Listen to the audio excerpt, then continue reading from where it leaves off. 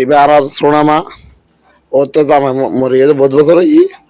তো এখন ওর উগ্র সন্তান ফুয়া আছে, ফুয়াও কিন্তু তারা নজা দীর্ঘদিন আজ 8-9 বছর কি বাইরে বাইরে গিয়ে গই বাড়া করে যা গই।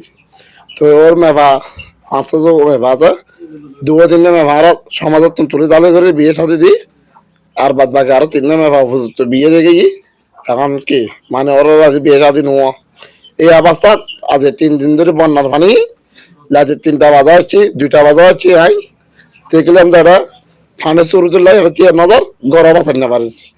তো এখন লাস্ট উপভোক্তা কিছু মার বাঁচান না পারে, দেখি যে ফানে শুরু যেটা তো মারা দরকার। তো আল সার দিলাম, আল সার দিয়ে এখন তাতে আর অবস্থা হয়ে মানে গো দেখছি মানে শুরু যত ঘর ভাঙে যত নিচে মিকে পড়ে গেছি দেখছি ও পর্যন্ত গো ভাল লাগে দেখছি ভাত খাই বোঝে মানে গো দেখছি ও পর্যন্ত নাই। মানে এখন ওনারা ব্যাগুন মানে ব্যাগুন যারা প্রবাসী হল আছে আর যারা মানে এমপি মন্ত্রী হল আছে, যারা মানে আরো সমাজের প্রতিনিধি হল আছে, আরো কাউন্সিলর সহ সাইসি থেকে ব্যাগুন ওনারা সাহায্য 8-12 দিলি তার ঘর কানা খানা কি সব মেহনত দেব। আর আজ ইয়ান চাই আর কিছু না, তার তো গোমার চুয়া নাই, তার ইয়ে নাই মানে দীর্ঘদিন কি বাইরে বাইরে গিয়ে আমার নামে দে আতোয়াল্লা পাড়া, রশিদ পুকুর আতোয়াল্লা পাড়া, নাজিরহাট পৌরসভা 4 নম্বর ওয়ার্ড। বন্যা পানি তো 3 দিন আছিল, এটা 3 দিন মানে বেশি কষ্ট পাই। আর গদুয়ার বাঙ্গি চুরি লগে গই আর মার তো মাইফা আছে, মাইফা সার গো আছে লই নাই মানে অন্য কি আর ঘরত আছে। তো এখন আর ঘরত তো তাই না পারির আর তো হনি যাই নাই। ইয়ান ওনারা সাহায্য করিবেন যে আরে ওনারা ফিরে চাইন। মাইফা 6 জনত বিয়ে দি 3জন আছে। নাই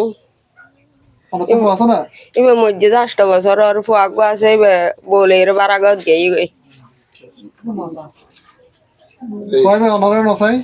না এবার এখন নসার খবর বার্তি নাই। এখানে আমাদের বাড়ির মরহুম আব্দুল মালেকের ঘর অনেক ক্ষতিগ্রস্ত হয়েছে। বিগত 4-5 দিন ধরে এখানে পানি ছিল, পানিবন্দী অবস্থা ছিল। আমাদের আতোয়াল্লাপাড়া 4 নম্বর ওয়ার্ডের দৌলতপুর ইউনিয়ন, ফটিকছড়ি, চট্টগ্রাম। আমার অনুরোধ রইল সকল প্রবাসী ভাইদের প্রতি ওনাদের একটু আর্থিক সহায়তা করার জন্য, কারণ ওনাদের একটা বড় ছেলেও নাই, 5-6টা মেয়ে, একটা মেয়ে বিয়ে দিছে মনে হয়, বাকি মেয়েগুলো বিবাহিত। যেমন এখানে থাকা খাওয়া অনেক সমস্যা, সবার প্রতি অনুরোধ হইল। আর এখানে হালদা নদীর পানির স্রোতে ওনাদের ঘরের মাটি তলিয়ে গেছে এবং মাটি পানির স্রোতে চলে গেছে।